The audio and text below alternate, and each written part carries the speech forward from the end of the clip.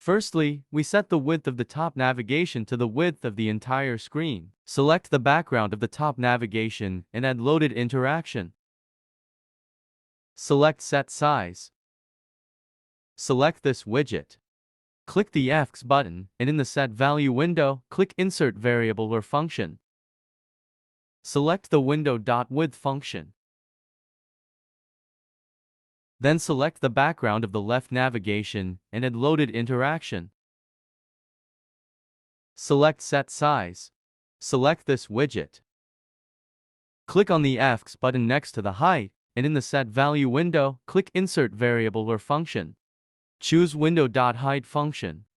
Click the OK button. Preview the prototype. You can see that the width of the top navigation is the window's width, and the height of the left navigation is the window height. Then we set the character limit of the text area to 200. Add a text changed interaction to it. Enable cases and add condition.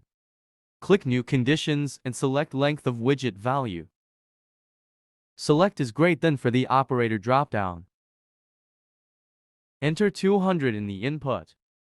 Add an action, choose Set Text. Choose this widget. Click the X button to the left of Value Input. We add a subster function to it.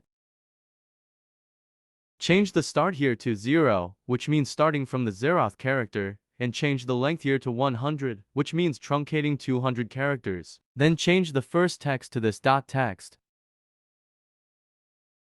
Then we count the remaining word length, add another case where there is no need to add the condition, and then switch else if to if. Add action, select Set Text. Choose Word Count Text.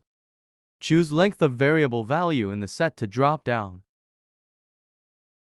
Preview the prototype. When entering text, the character number below will also change. You cannot enter more than 200 characters.